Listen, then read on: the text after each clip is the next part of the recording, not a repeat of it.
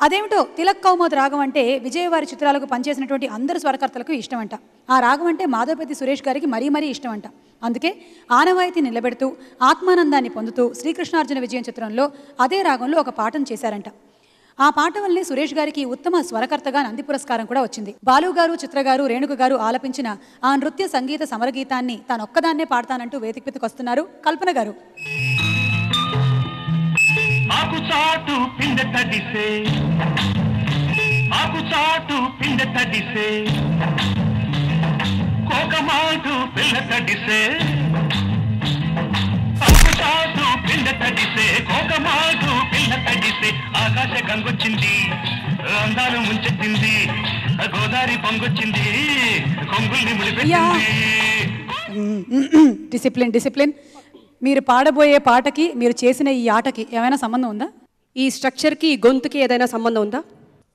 గొంతు గురించి మాట్లాడద్దు, పోయింది.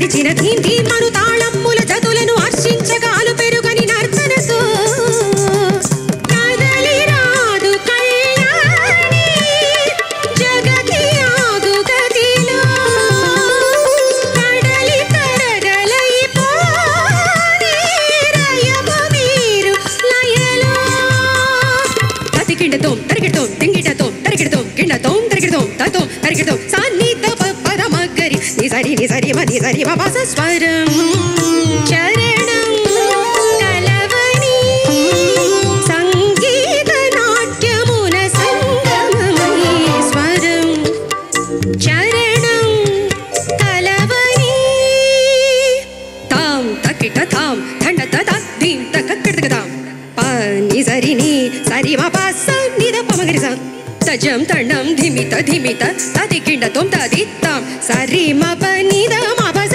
మగరి సరి నిద ప తదజం తకదజం సపస నిద ప తరి తతోం కిడతక జడుతుకోతాం స నిద పద మగరి జన్నుతాం నిసరి కిడతక జడుతాం సరి మ ప తకదమి తక జడుతాం రి మ ప ని స తది కిండతోం పమగరి నిసరి గమగరి సరి మ పస నిద మ ప మ ప ని సరి మగరి ని సరి మ మగరి సాగరి స నిద ప నిద ప మగరి స ససతిరి మమ పప సత రి పప పప సత రి రి రి పప రి పని సరి సరి సరి పప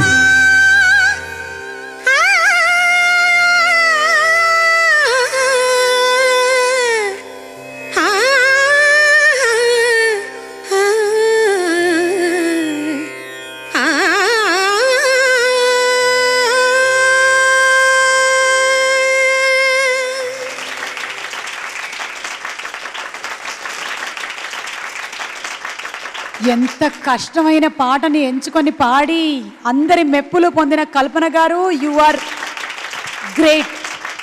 పెద్ద మాట అండి. ఈ స్వరాభిషేకం కార్యక్రమం మొదలెట్టినప్పటి నుంచి కూడాను మీరు తీసుకునే పాటలు సోలోస్ అన్నీ కూడాను చాలా డిఫికల్ట్ సాంగ్స్. వింటూ ఉంటేనే ఎలా పాడుంటారా బాబు ఈ పాటని అనుకునే సాంగ్స్ మీరు సెలెక్ట్ చేసుకునే సాంగ్స్. అందులోనూ ఈ సాంగ్ ముగ్గురు సింగర్స్ పాడిన సాంగ్ని మీరు ఒక్కళ్ళే రాక్షసంగా పాడేశారండి. You are fantabulous. Thank you so much. Super. ఈవిడ్ని చూస్తే మాత్రం కృషి ఉంటే మనుషులు ఋషులు అవుతారు, మహాపురుషులు కాదు కల్పన అవుతారు. అయ్యో పెద్ద మాట అండి.